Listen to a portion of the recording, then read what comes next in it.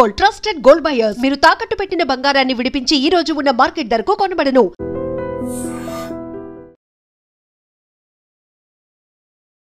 నమస్తే, welcome back to IT media. మన ఆయుర్వేదం ప్రోగ్రామ్కి అందరికీ స్వాగతం. సో ఈరోజు మనతో ఒక స్పెషల్ గెస్ట్ ఉన్నారు. Expert in Ayurveda, acupuncture in natural sciences, ఎవరో కాదు, డాక్టర్ దిలీప్ గారు ఉన్నారు. సో ఈరోజు షుగర్ పేషెంట్స్లో షుగర్ అనేది డైరెక్ట్ నర్వ్ సిస్టమ్ని డ్యామేజ్ చేస్తుంది. అంటే నరాల బలహీనత కానీ, నరాల పటుత్వం తగ్గడం కానీ, ఈ రిలేటెడ్ ఇష్యూస్ ఎక్కువగా వస్తూ ఉంటాయని చెప్తుంటారు. ఎవరిలో ఎక్కువగా వస్తాయి? షుగర్ వచ్చిన ప్రతి వాళ్ళకి వస్తాయా? తెలుసుకునే ప్రయత్నం చేద్దాము. నమస్తే సార్. నమస్తే. ఎలా ఉన్నారు సార్?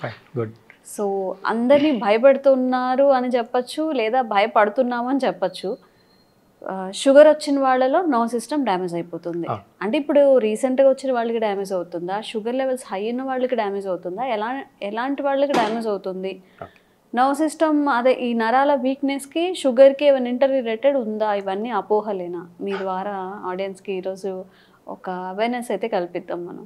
అంటే యాక్చువల్లీ చూడాలండి, ఇప్పుడు షుగర్ ఎక్కువైంది అనుకోండి, ఆ షుగర్ ఎక్కడ డిపాజిట్ అవుతుంది, ఆ షుగర్ లెవెల్స్ ఏ ఆర్గాన్ మీద ప్రభావితం చూపిస్తుంది, ఇది అబ్జర్వ్గానే చేస్తే షుగర్ అనేది ఓవర్ షుగర్, అంటే షుగర్ ఎక్కువైనప్పుడు మాత్రమే నర్వస్ సిస్టంలో డ్యామేజ్ అనేది వస్తుంది.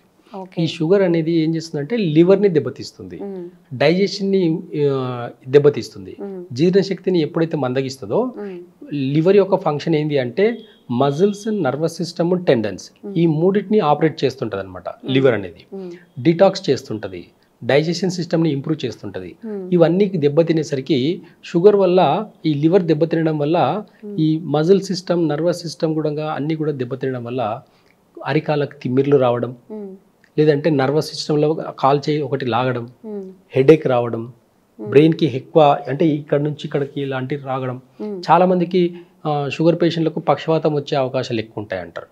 రీజన్ ఏంటి అని అంటే వాళ్ళకు ఇండైజెషన్ అయిపోయేసరికి లివర్ అనేది ప్రాపర్గా డైజెషన్ చేయకపోగా లంగ్స్ కూడా దెబ్బతింటాయి. లంగ్స్ దెబ్బతినేసరికి బాడీకి నర్వస్ సిస్టంలో అంతా కూడా అప్ అండ్ డౌన్లో బ్రెయిన్కి కావాల్సిన ఆక్సిజన్ సరిగా అందకపోయేసరికి బ్రెయిన్ స్ట్రోక్స్ వస్తాయి. చాలా మందికి షుగర్ వల్లనే బ్రెయిన్ స్ట్రోక్స్ రావడము, హార్ట్ స్ట్రోక్స్ రావడం జరుగుతుంది. రీజన్ ఏంటి అంటే ఇక్కడ లివర్ దెబ్బతినడం వల్ల, హై షుగర్ అనేది లివర్కి దెబ్బతినడం వల్ల నర్వస్ సిస్టంలో డ్యామేజెస్ వస్తున్నాయి. ఆ నర్వస్ సిస్టంలో కొలెస్ట్రాల్ ఏర్పడడం వల్ల బ్లాకేజెస్ వస్తున్నాయి అన్నమాట. ఎప్పుడైతే ఈ డైజెషన్ సిస్టమ్ బాగుంటుందో, లివర్ ఫంక్షన్ ఎప్పుడైతే బాగుంటుందో అరికాల తిమ్మిర్లు కానివ్వండి, బాడీలో నర్వస్ సిస్టంలో పెయిన్స్ కానివ్వండి, ఇవన్నీ ఏమి కూడా ఉండవు.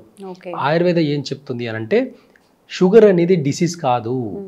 మళ్ళీ చెప్తున్నానండి, షుగర్ అనేది అసలు డిసీజే కాదు. ఒకవేళ డిసీజ్ అయితే ట్రీట్మెంట్ రావాలండి. ఇప్పటి వరకు మార్కెట్లో ఇప్పటి వరకు ట్రీట్మెంట్ రాదు కూడా. ఇన్ ఫ్యూచర్లో కూడా ట్రీట్మెంట్ అనేది రాదు. రీజన్ ఏంటి అంటే ఇది ఒక అజీర్తి యొక్క సమస్య తప్ప షుగర్ అనేది ఒక డిసీజ్ కాదు. అంటే ఎలా సార్ అజీర్తి అనే సమస్య అంటే? చూడండి, ఇప్పుడు మనం ఇంతకుముందు మనము మంచి హెల్తీ ఫుడ్ తినేది. ఇంకోటి ఒక 30 years బ్యాక్ తీసుకోండి, ఈ 30 years సిస్టంలోనే చాలా మారింది. 30 ఏళ్ళ నుంచి ఈ కాలం అనేది చాలా ఫాస్ట్గా వెళ్ళిపోయింది. ఇక్కడ సమయానికి ఎవరు కూడా ఫుడ్ తినకపోవడం కాకుండా గబాగబా తినడం నేర్చుకున్నారు. చాలా ఫాస్ట్గా తింటున్నారు. నమలకపోవడం ఫస్ట్ ప్రాబ్లం.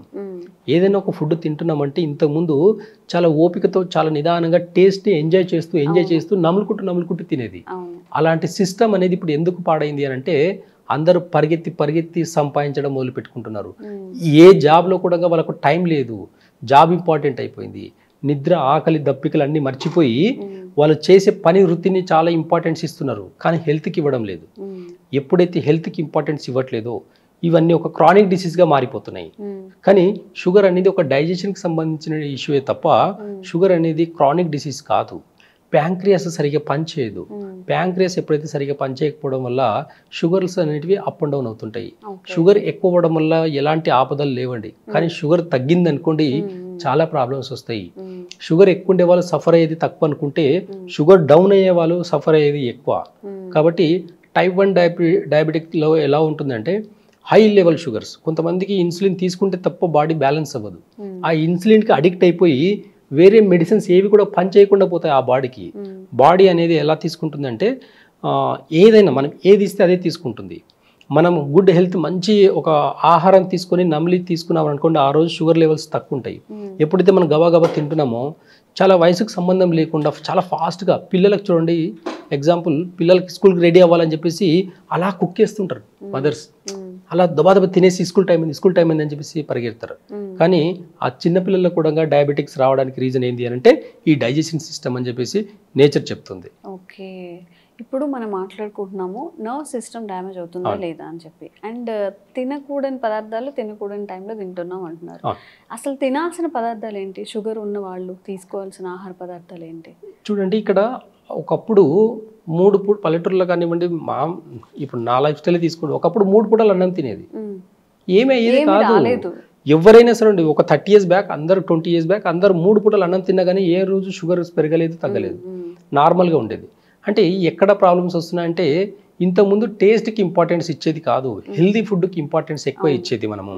దాంట్లో ప్రధానంగా తీసుకుంటే అంటే ఒక్కసారి అజీర్ణ శక్తి అనేది డైజెషన్ సిస్టమ్ ఒకసారి ఇన్బ్యాలెన్స్ అయితే పులుపు వస్తువులు తినకూడదు. ఆ పులుపు తినడం వల్ల ఇంకా ఇండైజెషన్ అయిపోయి షుగర్ లెవెల్స్ కానివ్వండి, థైరాయిడ్ కానివ్వండి, బీపీ కానివ్వండి, ఇవన్నీ పెరిగేదానికి అవకాశాలు ఎక్కువ ఉంటాయి అన్నమాట. కాబట్టి ఈజీ డైజెషన్ అయ్యే ఫుడ్ తీసుకోవాలి.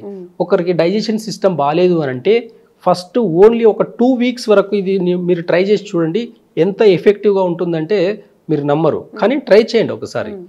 షుగర్ లెవెల్స్ బాగా హై ఉండే వాళ్ళకు ఫస్ట్ ఓన్లీ వెజిటేబుల్స్ అన్నీ కూడా హాఫ్ బాయిల్ అని చెప్పేసి సగం ఉడకబెట్టేసి అన్ని కొన్ని వెజిటేబుల్స్ అన్ని తీసుకుని ఒక దాంట్లో వేసేసి బాయిల్ చేసుకుని తినడం నేర్చుకోండి. దాంట్లో కొంచెం సాల్ట్, పింక్ సాల్ట్, కొంచెం బ్లాక్ పెప్పర్ వేసుకుని తినడం మొదలు పెట్టుకోండి. డైజెషన్ సిస్టమ్ చాలా ఇంప్రూవ్ అవుతుంది. ఆ డైజెషన్ సిస్టమ్ ఇంప్రూవ్ అయిన తర్వాత మీరు ఒక 2 weeks తర్వాత బాగా కంటిన్యూగా పాటించి చూసి 2 weeks తర్వాత మీ షుగర్ లెవెల్స్ చూడండి, చాలా అద్భుతమైన రిజల్ట్స్ ఉంటాయి. అంటే వెజిటేబుల్స్ అన్ని చాలా ఈజీగా డైజెషన్ అవుతాయి. ఎప్పుడైతే ఈ పప్పు దినుసులు ఇవన్నీ ఉంటాయో, నాన్ వెజ్ ఏవైతే ఉంటాయో, హెవీ ప్రోటీన్, ఈ హెవీ ప్రోటీన్ డైజెషన్ సిస్టమ్ని ఇంకా ఇన్బ్యాలెన్స్ చేస్తాయి. అవి తినడం వల్ల ఏమవుతుంది అంటే ఇంకా ఇండైజెషన్ ఫామ్ అయిపోయి, గ్యాస్ ఫామ్ అయిపోయి అక్కడ నర్వస్ సిస్టంలో ప్రాబ్లమ్స్ వస్తాయి, నర్వస్ సిస్టంలో బ్లాకేజెస్ వస్తాయి అనమాట.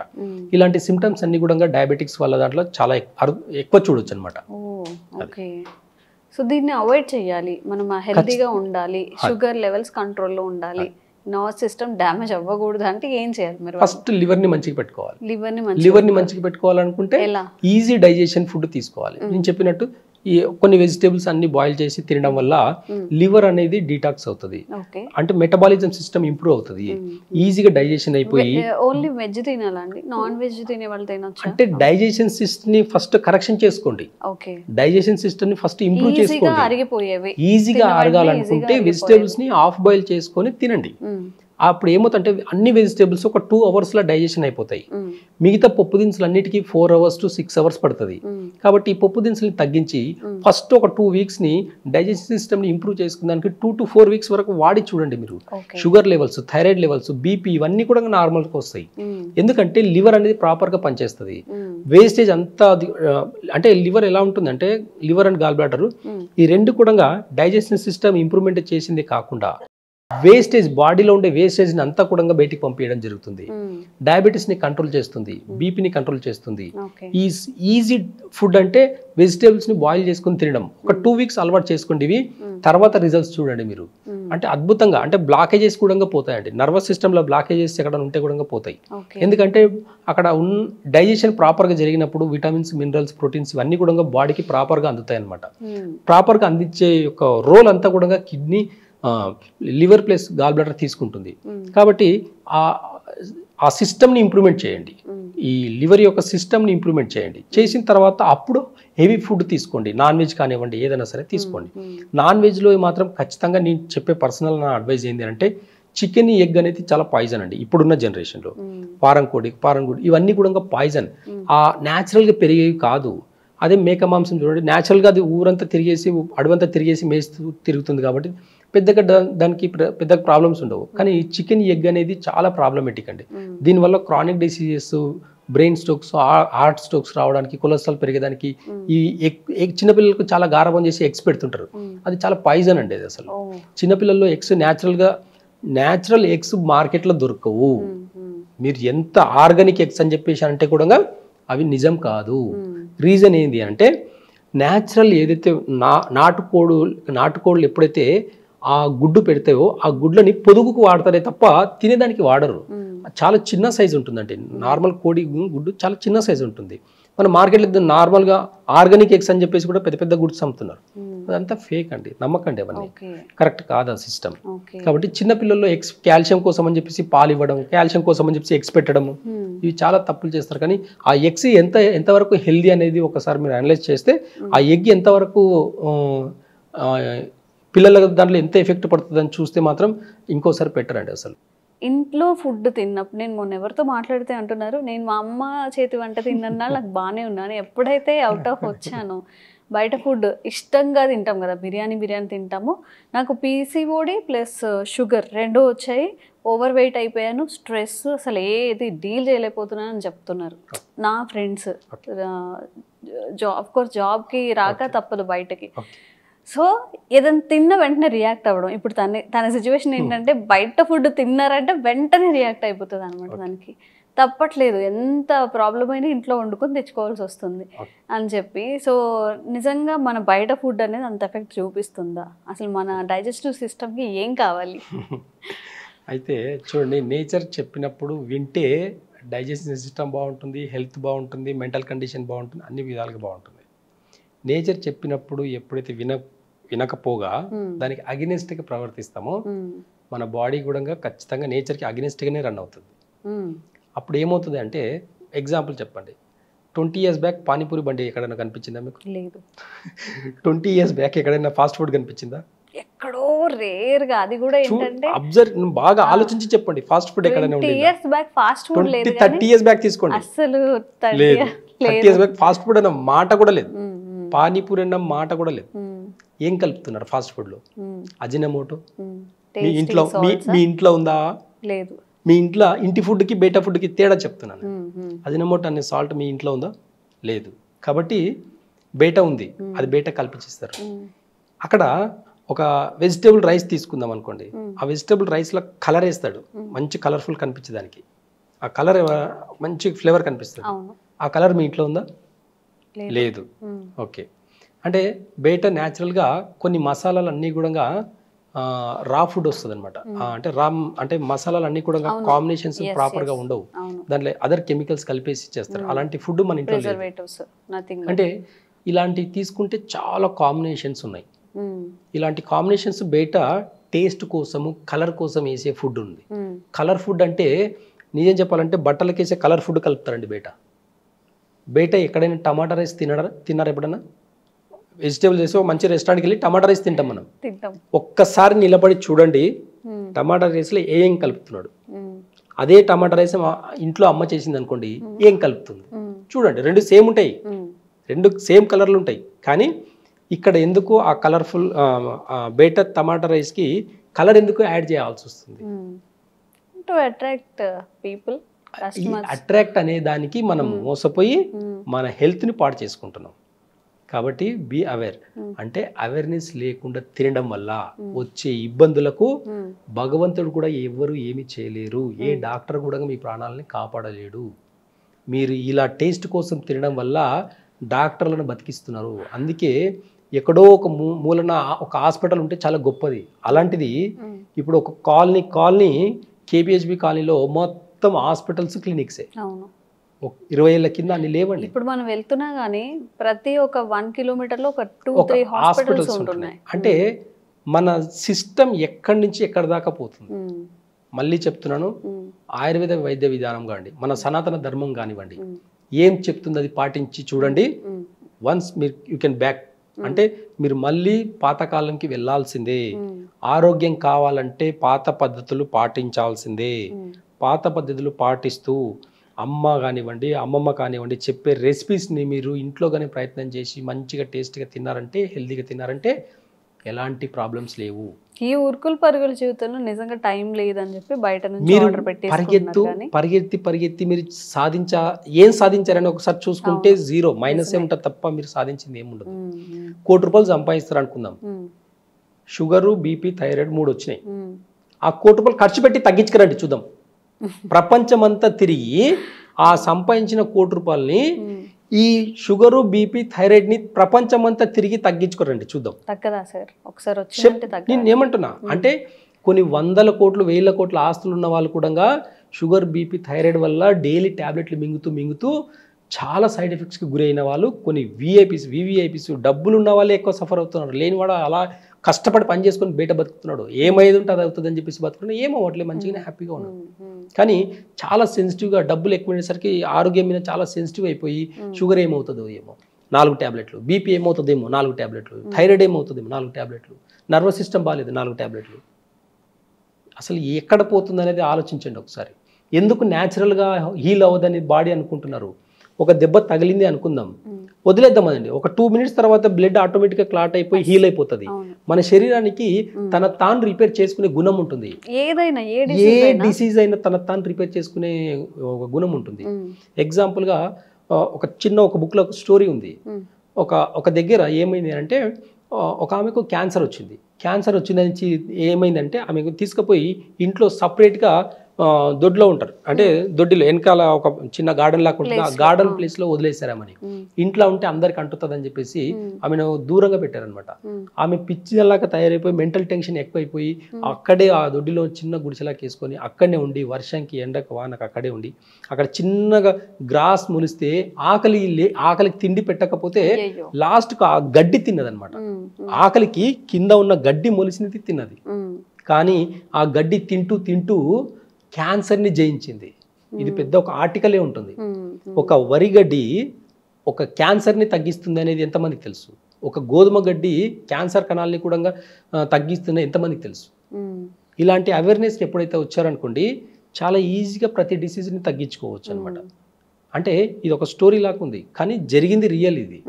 కానీ ఇలాంటి రియలైజేషన్ దానికి మనం ఎప్పుడు అవేర్నెస్ వస్తుంది మనకు. అందుకే అంటున్నాను, గో బ్యాక్ టు నేచర్ ఏం చెప్తుంది ఒక్కసారి కనెక్ట్ అయ్యి చూడండి. హెల్త్ కాదు, మెంటల్ కండిషన్ కూడా బాగా పెడుతుంది. మనము ఎగ్జాంపుల్ ఒక గ్రీనరీ చూస్తాం, ఎంత ఒక హ్యాపీనెస్ వస్తుంది మనకు. అదే ఇప్పుడు హైటెక్ సిటీ, ఈ మంచి పెద్ద ఐటీ బిల్డింగ్స్ అన్ని చూద్దాం, అన్ని గడబిడ ఉంటుంది. ఇంత పీస్ ఆఫ్ మైండ్ ఉంటుందా? బయట రోడ్ మీద బిల్డింగ్లు చూస్తే ఎలా ఉంటుంది? అదే పల్లెటూరులోకి వెళ్ళేసి ఒక మంచి గ్రీనరీ వరి పొలం చూస్తే ఎలా ఉంటుంది ఫీలింగ్? మన హెల్త్ కండిషన్ కూడా, మన మెంటల్ కండిషన్ కూడా అలాగే ఉండాలి. ఒక గ్రీన్గా చూస్తే ఎలా ఉంటుందో, ఎంత హ్యాపీనెస్ వస్తుందో, అలాంటి హ్యాపీనెస్ని మనం ఎంజాయ్ చేయాలనుకుంటే గో టు గ్రీన్, నేచర్ని ఫాలో అవ్వండి. ఆయుర్వేద ఏం చెప్తుంది వినండి, మన సనాతన ధర్మం కూడా ఏం చెప్తుంది అనేది వినండి. సో ఎప్పటికైనా ఒక రియలైజేషన్ వచ్చి అరే మనం తింటుంది ఫుడ్ కాదురా భయ్, ఏదో తినాలి ఇంకా నీట్గా ప్రకృతి పరంగా వచ్చేపో అని రియలైజేషన్ వచ్చిన తర్వాత ఇఫ్ ఏదైనా ఈ డిసీజెస్ ఇంక్లూడ్ చేసుకొని, లేదా ఏ డిసీజెస్ లేవు, వాళ్ళకి హెల్త్ కాన్షియస్గా ఉన్నారు, ఏం తింటే బాగుంటుంది, ఎవరైనా చెప్తే బాగుండని వెయిట్ చేస్తూ ఉంటారు కొంతమంది, వాళ్ళకి అసలు న్యాచురల్గా మనం ఏం తినాలి, ఏం తినకూడదు, ఇఫ్ బిర్యానీస్ మానేయాలి అవన్నీ చెప్పినా కొంచెం అడుగుతాను నెలలో ఒక్కసారైనా తినొచ్చా అని చెప్పి. సో కొంచెం ఆ చీట్ మీల్స్ కూడా ఇంక్లూడ్ చేసుకొని ఒక మంచి డైట్ అయితే చెప్పండి. డైట్ అనలేము కానీ ఫుడ్. ఓకే అండి, మంచిది. అయితే మన సనాతన ధర్మం కానివ్వండి, ఆయుర్వేద కానివ్వండి, నేచర్ కానివ్వండి, ఏం చెప్తుంది అని అంటే మార్నింగ్ న్యాచురల్గా మనం చెంబు పట్టుకొని, పల్లెటూరులో చెంబు పట్టుకొని 5 to 7కి మధ్యలో, అంటే తెల్లవారుజామునే మోషన్కి వెళ్ళిపోతారు. అది ఎంతమంది వెళ్తున్నారు? ఈ సిటీలో ఉండి కూడా ఎంతమంది వెళ్తున్నారు? వాష్రూమ్కి కరెక్ట్గా వెళ్తున్నారు. ప్రాపర్గా వాష్రూమ్ అనేది ఫ్రీ మోషన్ అనేది అవ్వాలి ఫస్ట్. అప్పుడే నెక్స్ట్ హెపటైటిస్ అనేది పెరుగుతుంది. హెపటైటిస్ అనేది ఆటోమేటిక్గా పెరుగుతుంది. మనం మోషన్ ఫ్రీగా పోకుండా మన ఆకలి కావాలంటే అవ్వదు. ఎందుకంటే ఇంటెస్టైన్లో ఇంకా ఉన్నట్టు ఉంటుంది మోషన్, కాబట్టి తినాలన్న థాట్స్ రావు. కాబట్టి ఫ్రీ మోషన్ అయ్యేదానికి ఫస్ట్ ప్రిఫరెన్స్ ఇవ్వండి. ఫ్రీ మోషన్ అవ్వాలంటే ఏం చేయాలని లాస్ట్లో చెప్తాను, వీడియో లాస్ట్లో చెప్తాను. ఓకేనా? ఫస్ట్ మార్నింగ్ 5 to 7లో న్యాచురల్గా ఇంటెస్టైన్ అనేది ఖాళీ చేయాలి. అంటే మోషన్కి వెళ్ళాలి. న్యాచురల్గా ఫ్రీ మోషన్ ఒకసారి అయిపోవాలి. ఓకే. రెండవది, ఈ 7 to 9 మధ్యలో స్టమక్ టైం అనమాట. ఎంబడే పల్లెటూరులో బాగా అబ్జర్వ్ చేస్తే జనాలు న్యాచురల్గా ఏం చేస్తారు అనేది అబ్జర్వ్ చేస్తే తెల్లవారుజామున చెంపట్టుకుని బయటికి వెళ్ళిపోతారు, వస్తారు, బ్రష్ చేసుకుంటారు, వేపులతో ఏదో న్యాచురల్గా వేపులతో బ్రష్ చేసుకుంటారు, చల్లనీళ్ళు పోసేసుకుంటారు, స్నానం చేసుకుంటారు, వెళ్ళేసి డైరెక్ట్గా అన్నం తింటాడు, లేదంటే 2 రొట్టెలు తింటాడు. 2 రొట్టెలు ఇంత వెజిటేబుల్స్, లేదంటే ఇంత అన్నం వేసుకొని ఏది ఉంటే అది పిక్కిలు వేసుకొని తింటాడు, లేదంటే ఏ కారం ఉన్న గార్లిక్ రైస్, మనం ఎల్లిపాయ కారం పోపు అలాంటివి వేసుకొని వేసేసుకొని తినేసి గట్టిగా కడుపు నిండా తృప్తిగా తింటాడు. తినేసి పల్లెటూరులో కొంచెం అలా ఒకసారి ఆ రచ్చబండ కాడ ఏం జరుగుతుంది ఏం అట్లా చూసుకుంటూ పొలం పనికి వెళ్ళిపోతాడు. పొలం పనికి వెళ్ళిపోయి ఈ 9 to 11 వరకు ఏమీ తినడు, కష్టపడి పనిచేస్తాడు. ఈ 9 to 11 వరకు ప్యాంక్రియాస్ టైం అండి. మనం తిన్నది ఎంజైమ్స్ ఇవన్నీ రిలీజ్ అయ్యే టైం అనమాట అది. ఆ టైంలో వాటర్ కూడా తాగకూడదు. ఆ 2 hours కష్టపడి పనిచేయండి, లేదంటే రెస్ట్ తీసుకోండి, ఇంకేమైనా పనిచేయండి, ఏదైనా అదర్ యాక్టివిటీస్లో ఉండండి. కానీ ఈ 2 hours ఎవరైనా తినడం కానీ వాటర్ తాగడం కానీ చేశారనుకోండి, వాళ్ళకు ఇండైజెషన్ ప్రాబ్లమ్స్ స్టార్ట్ అవుతాయి. అంటే చాలా వరకు షుగర్స్ రావడానికి రీజన్ ఏంటి అని అంటే టైం సిస్టమ్ మారింది, ఈ టైం టేబుల్ మారింది. అంటే ఈ 5 to 7 వల్ల మోషన్ పోవాలి, టైంలో మోషన్కి వెళ్ళాలి. 7 to 9 మధ్యలో స్టమక్లో ఖచ్చితంగా ఫుడ్ హెవీగా తినాలి. ప్లస్ 9 to 11 వరకు ఫాస్టింగ్ చేయాలి. ఎలాంటి ఫాస్టింగ్? వాటర్ కూడా తాగకూడదు ఆ టైం. అలాంటి ఫాస్టింగ్ చేస్తే ఈ 6 hours ప్రోగ్రాంలో నెక్స్ట్ 24 hours మీరు ఏం చేసినా ఏమీ అవ్వదు. కానీ ఈ 6 hours morning 2 hours plus stomach 2 hours plus fasting 2 hours చేశారనుకోండి, మీ డైజెషన్ సిస్టమ్ బాగుండడమే కాకుండా మెంటల్ కండిషన్ కూడా బాగుంటుంది. మనం తినే ఫుడ్ వల్లనే మనకు వచ్చే ప్రాబ్లమ్స్. కానీ ఈ 7 to 9 వల్ల మంచిగా తినడం వల్ల, ఈ తర్వాత ఉండే 2 hours ఫాస్టింగ్ 9 to 11 ఫాస్టింగ్ ఉండడం వల్ల డైజెషన్ సిస్టమ్ ఇంప్రూవ్ అయ్యిందే కాకుండా క్రానిక్ డిసీజ్ రాకుండా చూస్తుంది. ఎవరికైనా క్రానిక్ డిసీజ్ రాకుండా ఉండాలనుకుంటే ఖచ్చితంగా ఈ టైమింగ్స్ని పాటించండి. ఈ టైమింగ్స్ని ఒక 4 weeks to 8 weeks పాటించి చూడండి, బాడీ ఎంత యాక్టివ్గా ఉంటుంది చూడండి. డయాబెటిక్ పేషెంట్స్ కూడా, బీపీ పేషెంట్ కూడా ఈ అలవాట్లన్నీ కూడా అలవాటు చేసుకోండి. మీరు చూడండి రిజల్ట్స్ ఒక 2 months 2-3 months బాడీకి టైం ఇచ్చి ఈ టైం టేబుల్గా తినేసి చూడండి మీరు ఎంత అద్భుతంగా బాడీ పనిచేస్తుంది. అంటే ఎలాంటి మెడిసిన్స్ కూడా అవసరం లేదు, ఆయుర్వేద అవసరం లేదు, హోమియోపతి అవసరం లేదు, ఏ న్యాచురల్ సైన్స్ ఏది కూడా అవసరం లేదు. ఇది అంతా నేచర్ చెప్తుంది టైమింగ్స్ అన్ని కూడా. కానీ మనం పరిగెత్తి 8-10 o'clock బ్రేక్ఫాస్ట్ చేసేసి 11 o'clock ఆఫీస్కి వెళ్తున్నాం. దీనివల్ల షుగర్స్ పెరుగుతున్నాయి. ఇప్పటికీ ఇంత సైన్స్ డెవలప్ అయినా సరే 100లో 90 మందికి 70-80 మందికి షుగర్స్ వస్తున్నాయండి. ఇదే 30 years బ్యాక్ 100లో 10 మందికి ఉన్న షుగర్స్ 80 మందిని ఎందుకు ఆపలేకపోయింది ఈ మోడర్న్ సిస్టమ్? చెప్పండి ఒకసారి. ఈ క్వశ్చన్కి ఆన్సర్ చేయండి, మీకు అర్థమవుతుంది. టైం టేబుల్లో చాలా ప్రాబ్లమ్స్ వచ్చేసినాయి.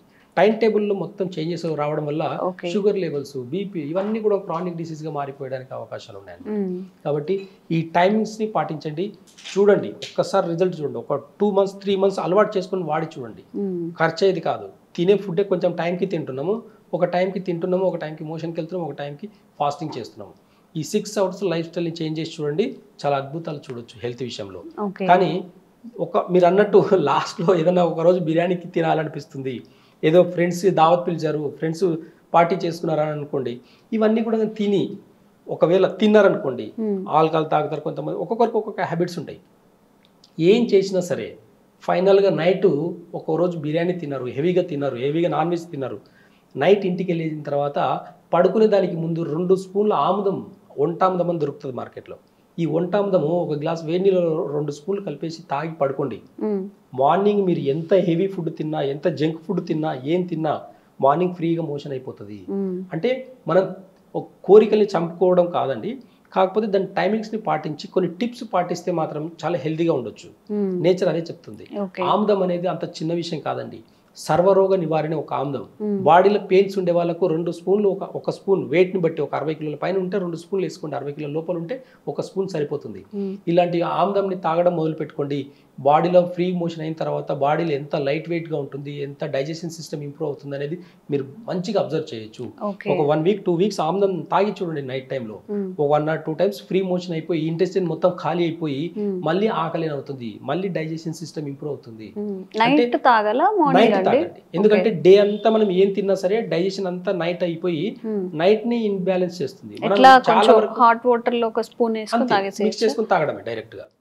ఇలాంటి పద్ధతులు పాటించినప్పుడు చాలా హెల్దీగా ఉండొచ్చు, ఆరోగ్యంగా ఉండొచ్చు.